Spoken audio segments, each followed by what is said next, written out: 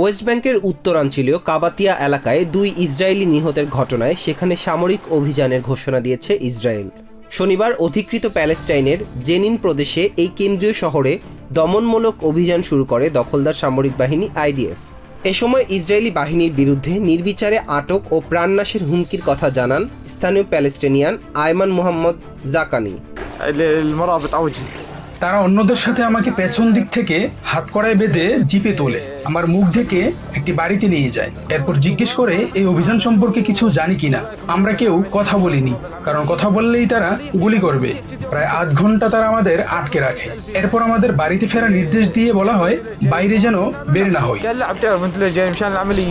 এর আগে নভেম্বর এবং চলতি মাসেও ওই এলাকায় একাধিক সামরিক অভিযান চালিয়েছে ইসরায়েল, কিন্তু এবারের অভিযানে আরও কঠোর অবস্থান নিয়েছে দখলদার বাহিনী। শহরে কারফিউ জারি করা হয়েছে এবং প্রধান সড়ক সহ স্থানীয়দের চলাচলের অধিকাংশ সড়কই বন্ধ করে দেওয়া হয়েছে। এর আগে শুক্রবার ইসরায়েলের উত্তরাঞ্চলে এক প্যালেস্টিনিয়ান গাড়ি চাপা দিয়ে ও ছুরিকাঘাত করে 2 ইসরায়েলিকে হত্যা করে। এমন অভিযোগ তুলে ইসরায়েলি বাহিনী জানায় হামলাকারী কাবাতিয়া এলাকা থেকে অনুপ্রবেশ করেছে। ওই সময় ঘটনাস্থলেই অন্য এক সশস্ত্র ইসরায়েলি নাগরিক প্যালেস্টিনিয়ান হামলাকারীকে গুলি করে। বর্তমানে তাকে ইসরায়েলি গোয়েন্দা সংস্থা শিন বেইতের হেফাজতে নেওয়া হয়েছে। এদিন ঘটনাস্থল পরিদর্শনে গিয়ে প্রকাশ্যেই ইসরায়েলি নাগরিকদের অস্ত্র হাতে প্রতিরোধ গড়ার পরামর্শ দেন জাতীয় নিরাপত্তা মন্ত্রী ইতামার বেন গাভির। আমি ইসরায়েলি নাগরিকদের সশস্ত্র হতে আহ্বান জানাচ্ছি। এর জন্য একটি ভালো নীতি আছে। আসুন আমরা অস্ত্র হাতে নেই এবং নিজেদের জীবন বাঁচাই।